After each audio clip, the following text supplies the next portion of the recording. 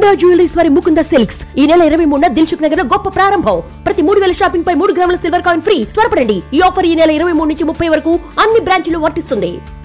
అమెరికాలో భారతీయుల సంఖ్య అత్యధికంగా ఉంటుంది. భారతీయులకు అమెరికా నుంచి తమ సన్నిహితులకు, కుటుంబ సభ్యులకు పెద్ద ఎత్తున కానుకలను తీసుకుని స్వదేశానికి వెళ్తుంటారు.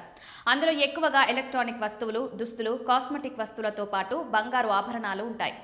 నిజానికి అమెరికాలో బంగారంతో పోలిస్తే భారతదేశంలో తక్కువగా ఉంటుందని నిపుణులు పేర్కొంటున్నారు. దీనికి అనేక కారణాలున్నాయి.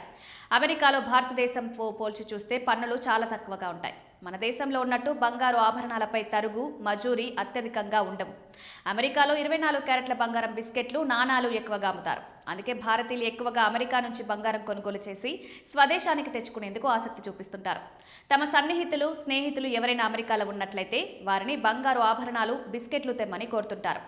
అమెరికాతో పోల్చి చూసినప్పుడు మన దేశంలో బంగారం ధర ఎంత తేడా ఉంటుంది. ప్రస్తుతం అమెరికాలో ఒక ఔన్స్ అంటే 31.2 గ్రాముల బంగారం ధర $4,050 ఉంటుంది. అంటే భారతీయ కరెన్సీలో 3,58,977 రూపాయలు ఉంటుంది. అంటే 10 గ్రాముల బంగారం ధర 1.2 లక్షల వరకు ఉంటుంది. ఇదే సమయంలో నేడు భారతదేశంలో 24 క్యారెట్ల 10 గ్రాముల ధర $1,25,000 ఉంది.